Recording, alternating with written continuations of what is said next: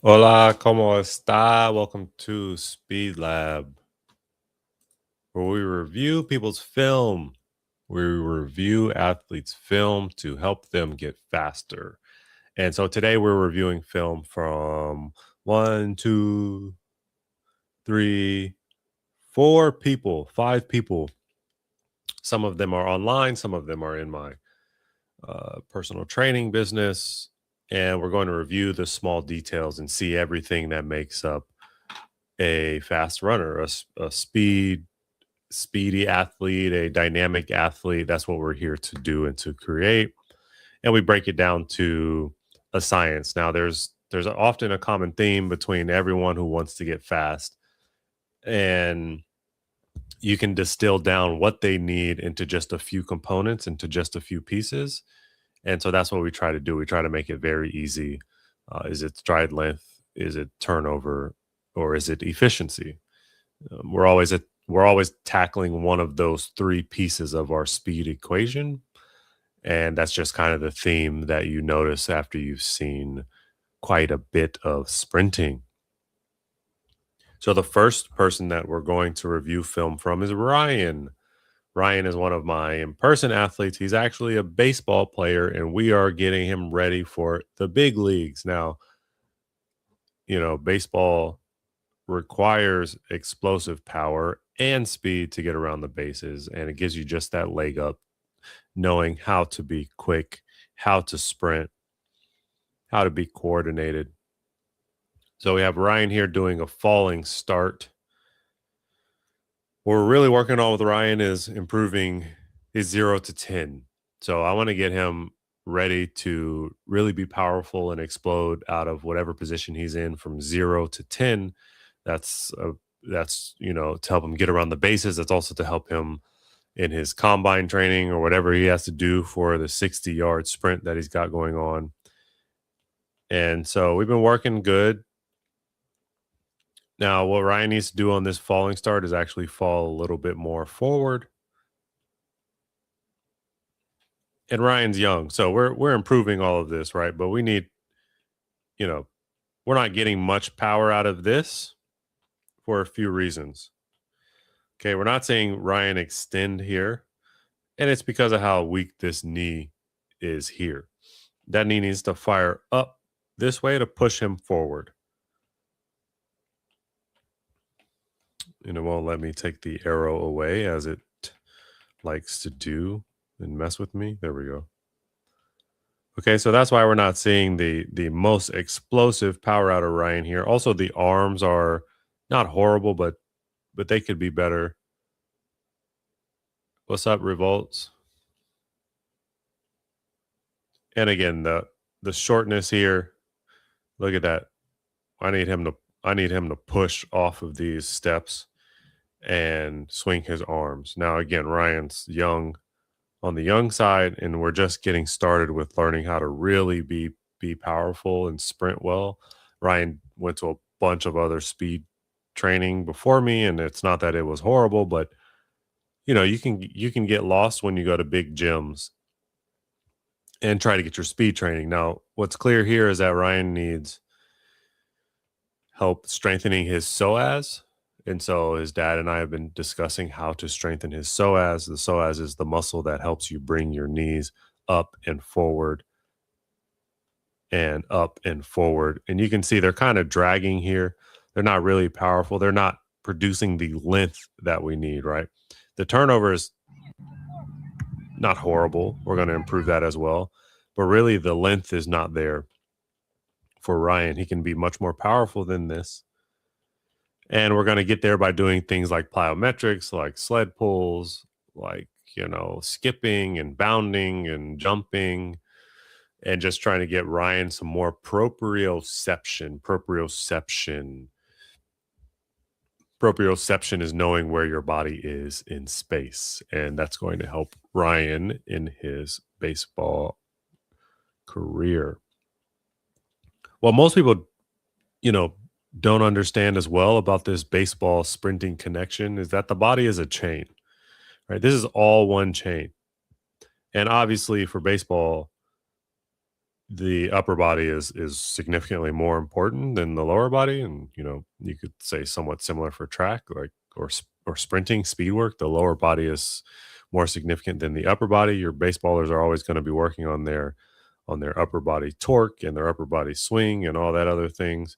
Um, but when you look at the body as a whole chain, you can see how actually you're not that explosive if you don't have it in your legs. Also, power and everything is created from the ground. Even when you go to swing a bat, right? Everything is to throw a punch. Everything begins here and goes out through this way, right? Baseball might be up and then around, right, with the swing, whatever. But that will all improve uh, as Ryan builds explosive power in his lower body. It will then be transferred to his upper body. And conversely, I see a lot of my track people actually that come to me and they don't have any upper body strength, right? They only have lower body and their upper body is not plyometric enough, is not elastic enough. And so we're building that elasticity through Ryan's whole body. That's our goal. All right. So we kind of know what we need to do here, which is some skipping, some sleds, some hops, but everything, right? We need form, we need power, we need explosion. So that's good for Ryan because we're only going to improve from here. I'm not live on Twitch, no. Solo YouTube. Although maybe I should, who knows? Okay, so that was Ryan. That was a nice little warm up. I knew kind of what he needed. We're going to get to these 3 videos down here in a little bit. But I think for now, we're going to go to another new athlete who I have. His name's Corey, and we're going to dissect his film. So Corey is around my age, actually. He's 34, and he came to me brand new to sprinting and just wants to learn how to get faster. And that's what I do. So I said, sure, Corey, I can help you. Now, what do you do for a brand new beginner? Someone who's athletic, but hasn't sprinted in track and field. Or Corey played baseball, football. I think actually Corey may have played baseball or something like that. Okay, so those are straight leg bounds. We're going to actually start here for Corey. Here we go again, another falling start. So this is Corey. So both of these athletes started around the same time training with me. One is obviously 11 and the other is 34. So, it's going to be some differences there, but let's see what Corey needs help with.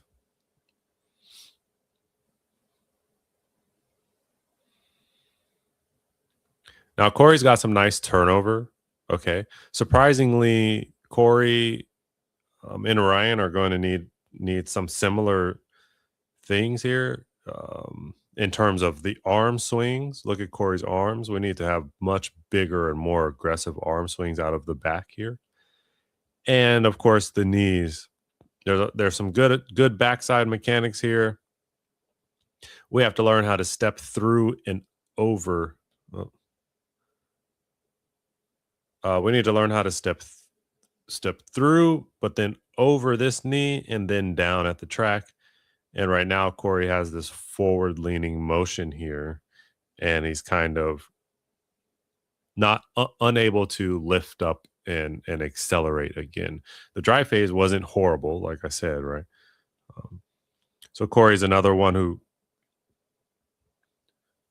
I think prioritizes turnover a little bit.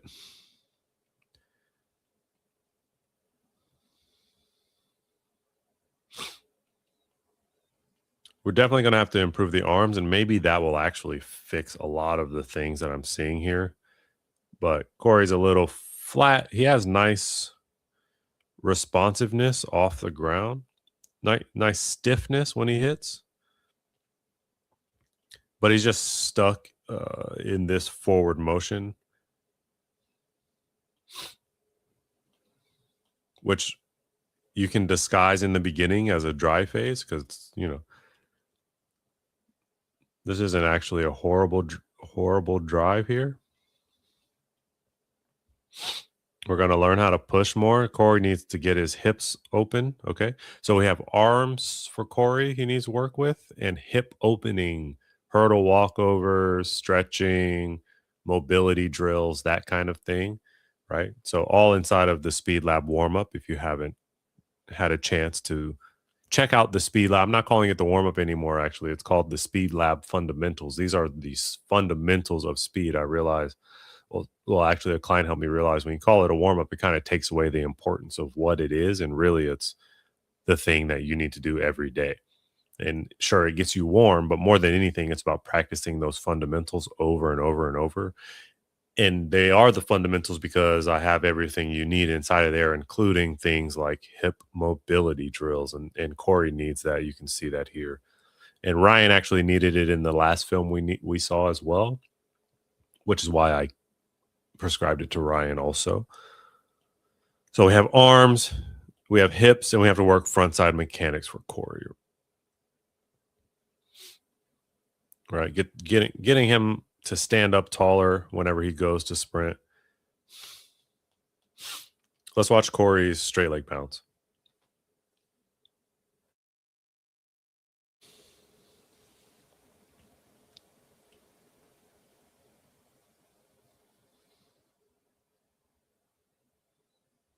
Yeah, you know what? I actually really like these, Corey. We just have to learn.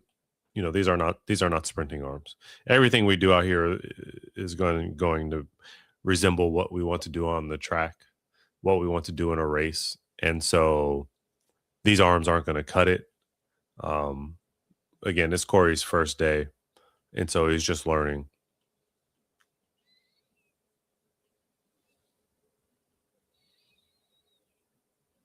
But I actually do like these. Arms are the easiest fix, and they'll make a lot of difference for Corey. Okay, so we did some 100-meter testing for Corey as well. We got some preliminary times, and we're going to see what we can do to improve Corey. As I said, it's going to be arms. There will be some hip opening drills and some front side mechanic lessons. And that will really open the door for Corey to reach some of his fastest times. Who else we got? Let's look at this.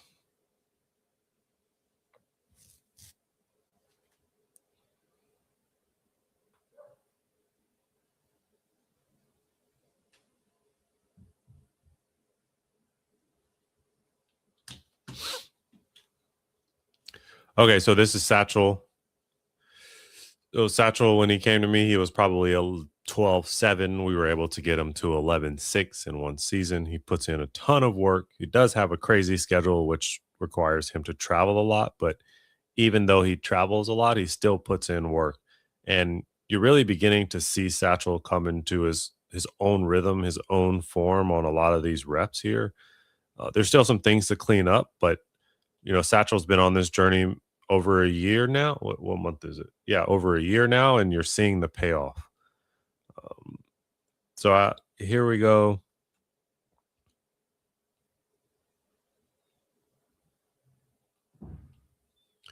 So Satchel season is over. We have some off-season training going on, so you'll see him in his flats instead of his spikes.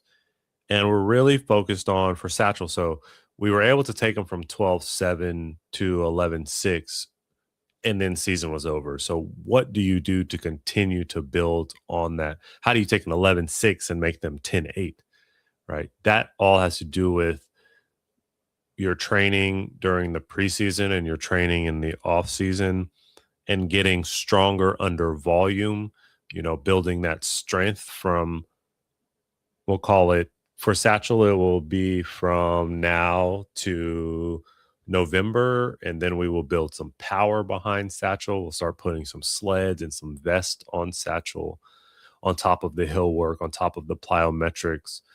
And then we will have that power building phase, and then we will move to more speed endurance first, and then of course transition to pure speed because Satchel is 100 guy. So I think Satchel also wants to run indoor, so we'll get him ready for that as well. But that's the plan for Satchel, and for anyone that's taking a break and coming back no matter how fast you are. The trends pretty much remain the same in the sense of you train for strength, then you create some power, then or you take that strength, develop it into power, and then you take that power and make it sustained power for speed endurance, and then you take that and make it just speed, right? What you want to actually avoid, even though speed endurance pretty much is what we're working on here, is you don't want to leave out all speed days. You still need to build your speed from short to long distances. So this is one of Satchel's shorter days. He's training 4 days out of the week, maybe 5 days out of the week. And they, again, include everything that I just mentioned, but they don't skip out on the short 40s, the short 60s. I believe this is a 40 from Satchel, and he looks good. He looks good. He looked like he has some rhythm behind him. Some, it looks like all the work that he's been putting in is paying off.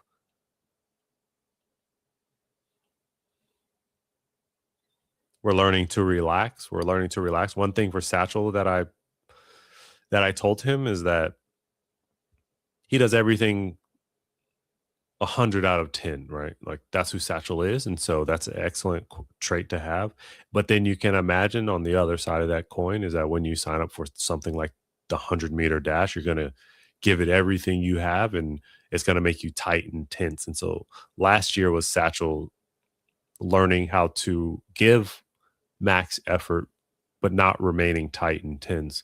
And I'm really excited for Satchel's offseason actually because sometimes the way that you learn how to relax under speed, relax under load, right? How do you have to learn how to go slow first with great form, then build up to fast.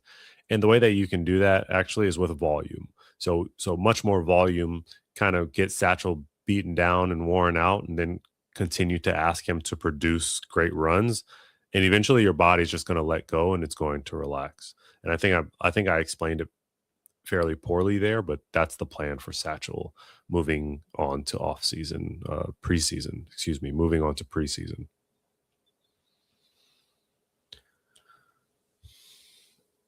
We're running through these. Anybody watching, if you have film, please submit it. Submit it to school to the link in the description. I will be glad to review your film. Okay, so here we have Sean. Sean's done an incredible job at reducing his time from 11.9 to 11.2, and we're doing everything we can to get Sean under 11 seconds in the 100 meter. And today is a great example of what we can still continue to improve with Sean. So he drove out pretty well. He's really trying hard and struggling. So this is exactly what I was saying in our last film review with Satchel, is that you get the athletes who really just try, who haven't built up slowly enough. They haven't gone from slow, perfect effort to medium, slow, perfect effort to medium, perfect effort to medium, fast. And so what you get is an athlete who can't actually handle the speed that they're generating. They don't know how to relax when they give 100%. And that's what I see for Sean. Look at how struggled he is, right? I promise you that if you go back and you watch any, okay, maybe not promise, but if you go back and you watch the professionals sprint, they're trying. There is grit there. This is not easy, but they don't look like they're fighting like this, right? Sean's fighting himself right here, and it's keeping him like tight, intense sprinting is going to keep you small and actually increase your chance for like injury, right? So my advice to Sean is the same that I've told him before, which is you need to slow down and really build up to working to these high speeds. Also, Sean's pretty tall, and so now he needs to work on a ton of strength training, just like Satchel does, because he's generating a lot of power, and you have to be able to handle that. And the taller you are, the more you can theoretically produce, but he doesn't look like he handles it well. Like this looked Okay. Sean, you're driving your arms very nicely. Okay. I don't have much of a complaint there.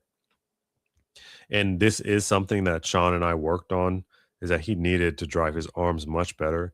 He's actually attacking the track fairly well, but it doesn't transition that well. He kind of holds the same drive from the drive phase, but you can't do that.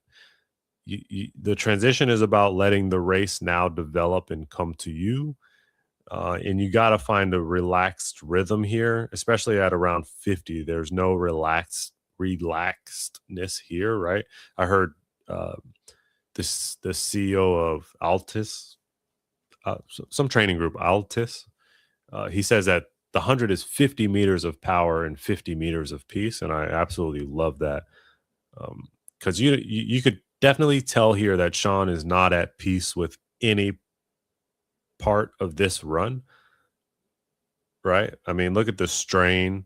The shoulders are tight and tense up here. They're not like, right. This is why you see Sean kind of swaying back and forth here. Look,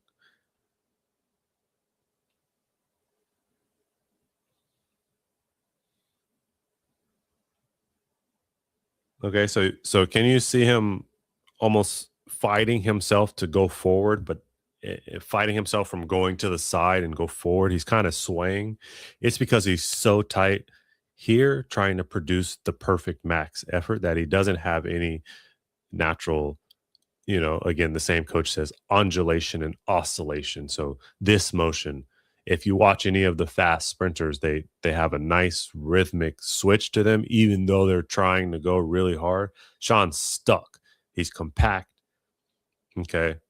He's gritting. He's totally gritting down, and like, I don't like this position at all. Right. Like, this is just from him trying too hard.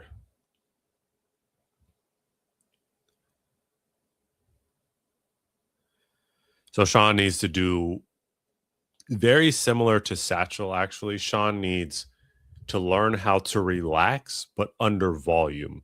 This is a very specific two examples where once you add volume to their workouts, so this is not during the peak of your season, Sean, this is going to be preseason, off season. You want to train a lot of volume, and you'll see yourself, your nervous system, your body will have to find a way to relax and to breathe. I don't think you're breathing very well here. That would be my intuition about the sprinting that you're doing. You have not you're definitely improving your stride length, which is something that we worked on, Sean. We worked very hard actually on it. Now the next step for you is learning how to relax and flow into your speed, right?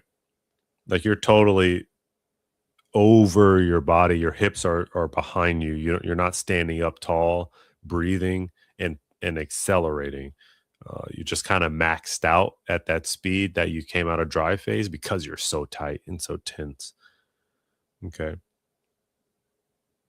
And so that's what I see for Sean. Did I answer everything?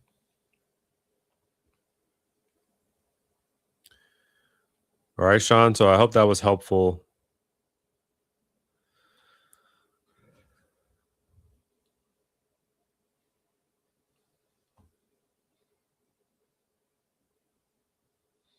Get that nice little thumbnail, right? Got to get the thumbnail down. So look, you could see the tension. All right. We're going to fix that. You need more volume. You need more volume. It's definitely not the answer Sean wanted to hear, but that is the truth. Okay. All right. So we saved this for the final piece. Now, we covered Nairman already, actually, in one of our streams. And he's an excellent sprinter, runs 10.6, I think, somewhere around there. And he said that a lot of the feedback he was getting is that his starts are not up to par. So let's see about that.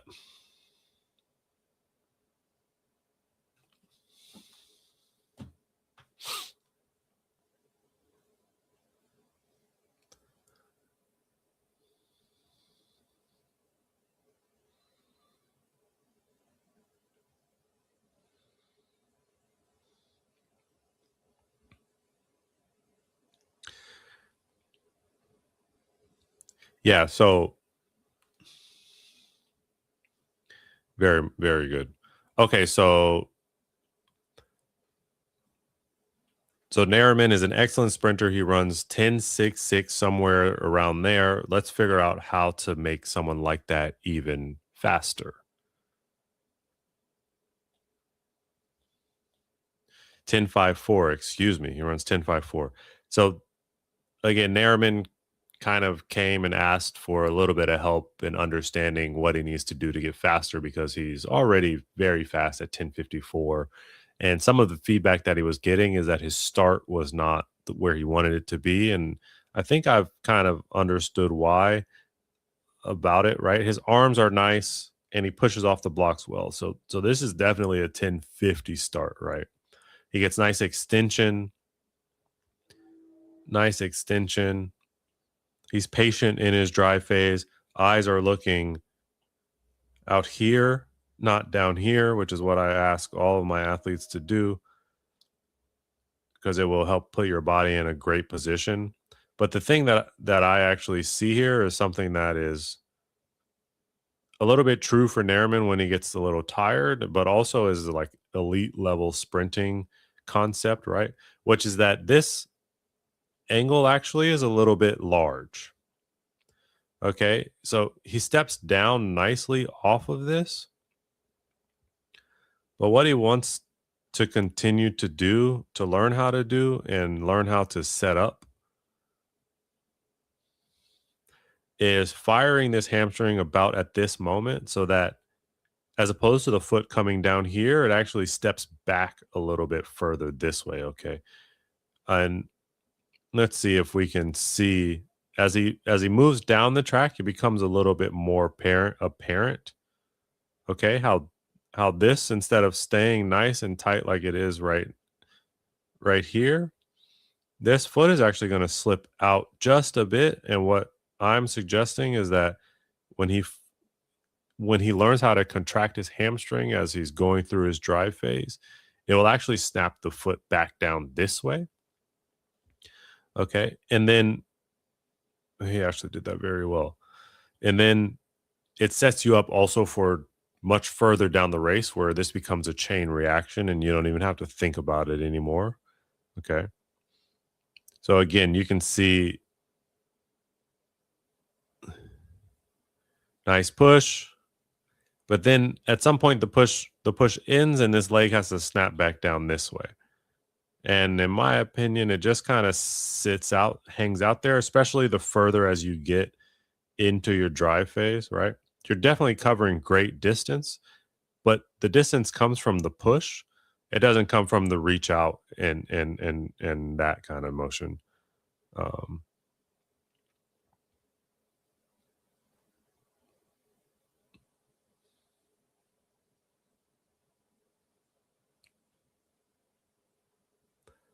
okay, you see it just hanging out here once again.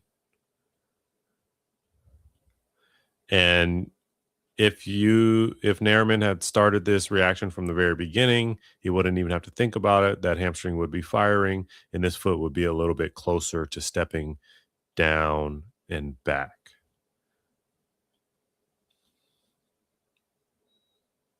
Okay. And now he's got to try to push really hard on the backside because of the foot hitting a little bit too front center of mass. So now he really has to spend a lot of time on the ground to to get through and off of this step here and pushing it back this way. And so that's just costing him time as well. Look. And then here. All right. This is basically a straight leg. So that's just taking away a lot of time from you, Nairman, to be from a 10.5 to a 10.3, 10.2. Okay. And then once he stands up, actually, he switches very well here into some nice sprinting form. He no longer is hanging out there that much. But then as his rep progresses, he gets once again a little bit outside of himself, trying to gain a lot more distance than what he should, and it turns out being a bit of a braking motion here. So Nariman, what I would suggest actually is that you try some sled pulls and some weight vest with the sled as well. It will help you gain that extra distance that you're looking for without having to compromise on your ground contact time. All right. So I hope Nariman can get to that 10-2, and I hope this was helpful for him. And that is all. Let's see if anyone posted in Speed Lab for film review. And that's going to be a no film. So finale, finito. No más.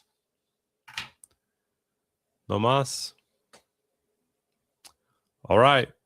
Vamos. Thanks for stopping by and listening to my horrible Spanish here. I'll see you guys on the next stream.